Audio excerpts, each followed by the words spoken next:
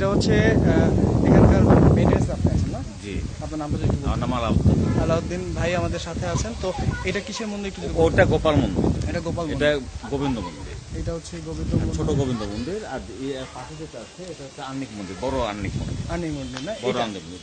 গোপাল এবং গোবিন্দ দুটাই? ছোট এবং বড়, একই নাম একই ব্যক্তি। একজন আর দুটা মন্দির? নাম মানে ছোটকালে গোবিন্দ, বড় হয়ে ছোটবেলা গোপাল, হ্যাঁ, বড় হয়ে গোবিন্দ। গোবিন্দ। ভিতরে কি এটা আর্নিক মন্দির, রানীর ব্যক্তিগত। আর্নিকের কোনো মূর্তি নেই। আর্নিক হচ্ছে এমনি পুজো করতে মূর্তিবিহীন, যেমন দুর্গার মূর্তি আছে, লক্ষ্মী মূর্তি আছে, এটার কোনো মূর্তি নেই। রানী পূজা করতেন, এটা আর্নিক মন্দির। আর্নিক মন্দির। জি।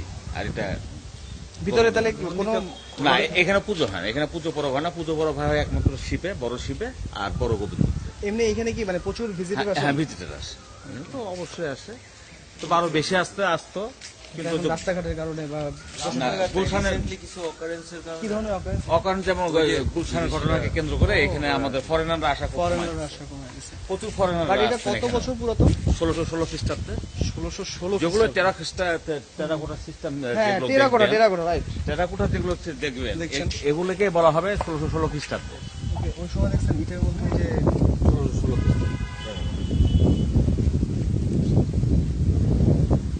এখানে তো ওঠা যাবে না? জি। স্যান্ডেল খুলে? না না, যেহেতু এখানে পুজো হয় না, এই জন্য তো আমরা একটা প্রাচীন মন্দিরও দেখছি। এটা পটিয়া রাজবাড়ির পাশেই। রাজবাড়ির পাশেই ঠিক আপনার ঠিক দক্ষিণ দিকে এই মন্দিরটি। এই মন্দিরে আপাতত এখন কোনো পূজা হচ্ছে না, এবং এখানে যে রানী ছিলেন তার একান্ত ব্যক্তিগত একটি মন্দির। এই মন্দিরের ভিতরে তেমন কিছু নেই, ছোট ছোট ঘর এরকম মঠের মতো আর কি। তো এখানে এখানে এখানে কাজগুলো অনেক সুন্দর। ওই সময়কার টেরাকোটার কাজগুলো যদি দেখতে চান দেখতে পারবেন। এই যে ফিনিশিং গুলো এখনো অনেকটা স্পষ্ট বোঝা যাচ্ছে। এটা পরিচর্যা কি সরকারি করেন? জি, এটা প্রত্নতত্ত্ব অধিদপ্তর থেকে করে। আমরা প্রত্নতত্ত্ব অধিদপ্তর থেকে আছে এখানে। মানে আপনাদের গভর্নমেন্ট জি, আধা সরকার। আমরা এখন বন্ধ সরকারি হতে পারিনি, মাস্টার হওয়ার সম্ভাবনা আছে? মনে হয় না। আমার যেহেতু এক যুগ কেটে গেল। এক যুগ আপনি এইটার সাথে আছেন? আপনার বাসা কি কাছাকাছি? পাবনা, আমি এখানে। ও, এখানে থাকেন কোথায়? চলে আসছে এই পাশে।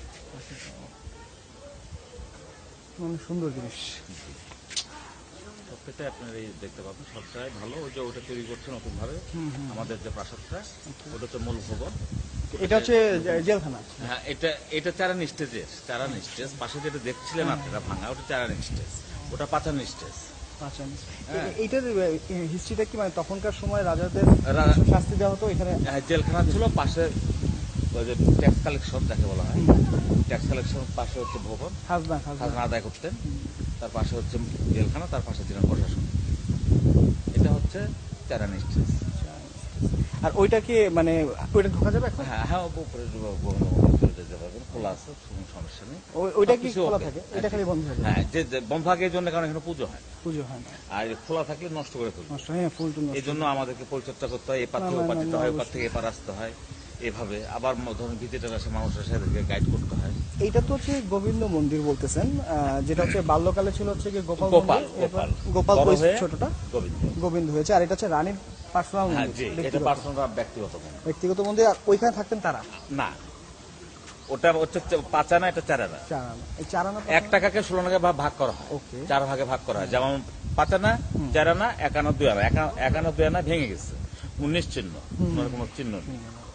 হ্যাঁ, এই 16 আনাকে ভাগ করছিল, 4 ভাই ভাগ করে নিছিল। ওইখানে কেউ থাকতেন না? না, পাশে বাসভবন ছিলেন। রাজার নামটা কি বলবেন? নরেশ নারায়ণ আর পরেশ নারায়ণ, সুন্দর দেবী, তারপর হেমন্ত কুমারী, সরস্বতী মানে দেবী। তাদের বোন? হ্যাঁ, জি, এনারাই পরিচালনা করছে, সব হিন্দু। মানে ওইটাও 1600 খ্রিস্টাব্দ? হ্যাঁ, জি। থ্যাংক ইউ ভাই, থ্যাংক ইউ।